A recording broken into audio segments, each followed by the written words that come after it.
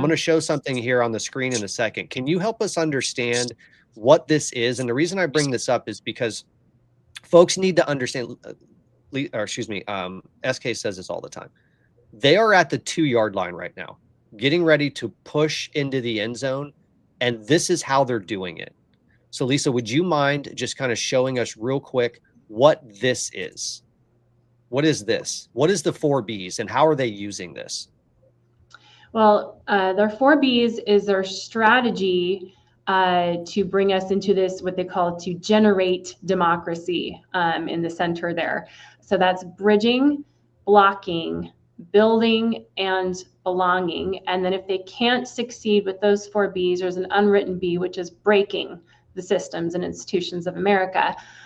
So obviously blocking is stuff like blocking people's free speech. The people that, again, like Charlie Kirk, who riled up his base to say, hey, we're going to fight back against some of this stuff.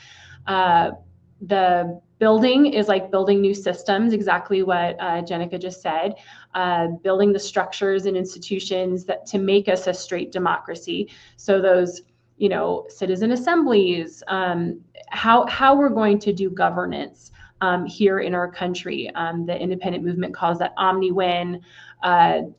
There's the whole Game B movement. It's how they're going to take us into this next form of democracy.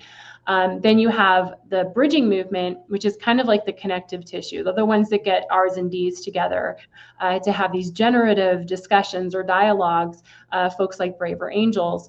But what they don't tell you with this bridging movement is they use the same tactics, and that this is how I kind of came to this knowledge in the first place.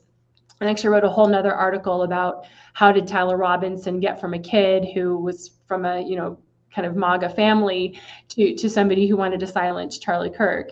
And really it's the way that they do the dialogue, which is a very manipulative Delphi technique that's been used in social emotional learning. It's been used a lot of times when they have these planning sessions. Rosa Koire was a great one who exposed these local Agenda 21 meetings they would have, and they would have a facilitator, hence the Mediators Foundation. There was a whole slew of trained mediators who get people together to have these discussions who already have an outcome in mind, and they steer the conversation through crowd tactics and very verified techniques of belonging. A lot of times when you get people together and you get them to talk about what they do have in common, their guard gets lowered, and then they are able to agree to things that they may not otherwise agree with.